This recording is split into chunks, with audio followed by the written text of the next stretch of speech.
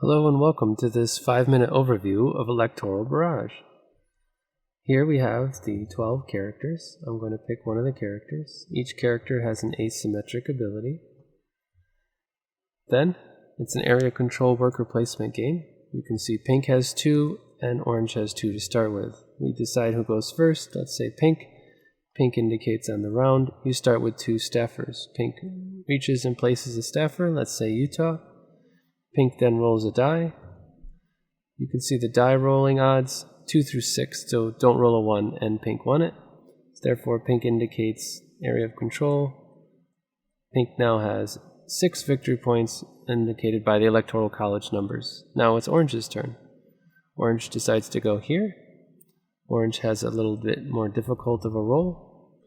They have to get a 4, 5, or 6, and they do, so therefore orange also has won the blue one. Okay, back to pink. Pink decides to go on a much more difficult one. Let's say California. Pink now has to roll a 4, 5, or 6. That's a 4. However, the actual square itself indicated roll +1. So 4 + 1 is 5. 5 is the minimum value for gray. So pink would have won that one. Finally, the last turn of the round is for orange. Orange decides to come up to the top of the board and invest. Orange can do many different types of investment. For example, orange can go here and grab 3 cards from the supply. Both players would have already started with 3 at the beginning of the game. It looks something like this. At the beginning of the game, you draw a card, and it says Alabama or Tennessee. So then I populate from the donation bag over here, 1 for Alabama. Second card would be 1 for Massachusetts. Third card would be 1 for New Jersey. And both players would do this to start the donations around the board. Therefore, instead of going to Utah, it may have been more profitable for me to have gone to Alabama instead. Also, if I had played the card before I rolled, as indicated by the card, this would give me roll +2. Or, if I'm using it after the roll, I can always use it as a roll +1. This card here gives me a mini goal, and that is to end with 2 particular states, and then I get 2 free cards, or I can always ditch the card as a simple roll +1. So by having 3 cards in my hand, I already have a roll +3 possibility if I want to ditch all cards. That's what Town Hall is. If orange had gone over here instead to Superdelegate, as indicated by the icon, I'm going to make the stack taller, and I can do that in 2 different areas. So as you see, orange already has a control on Arizona. You can put a second one there. And now orange has doubles the stack. And the purpose of the height is to make it harder or more difficult for the opponents to remove it. So it might look something like this. Let's say orange has Nevada. Let's say orange has Washington. And let's say orange has California. All right. It's the end of the round. Both players clear the board of all of their staffers. The next round starts, so it would be orange's turn next. Each player gets 1 more chip, or meeple. Okay, as indicated, it's orange's turn first. I've mixed up the colors here. Okay, so orange decides to attack California, because that's obviously a very big prize, 55.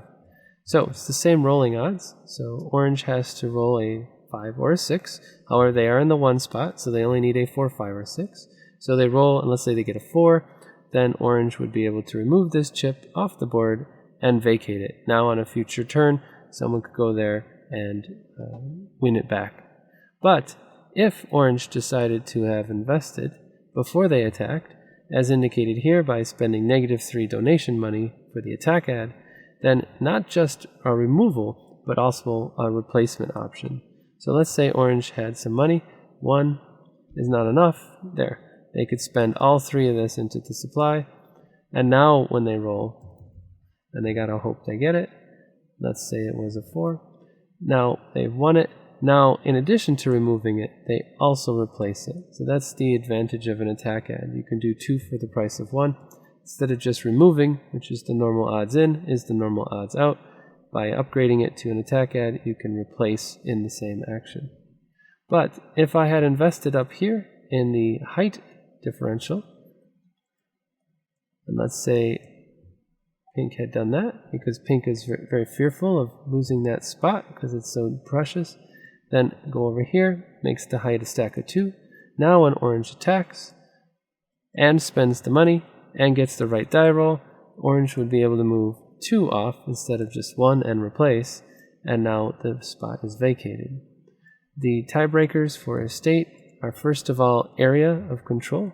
So for example, this would be a clear winning majority for orange, and orange would get all 55. There are no splits and there are no ties.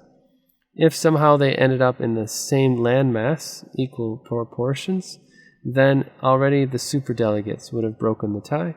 So if it was like this, orange would win. But if pink also had invested, because it's a hotly contested area, now we have a tie. Therefore, if someone during the game had gone up here, they would get 2 absentee ballots to go in the box. It's a secret area once dropped in, and then when you pull them out, then you can allocate them, but only at the end of the game. So now you can see that orange is the winner because they have broken it with the absentee ballot.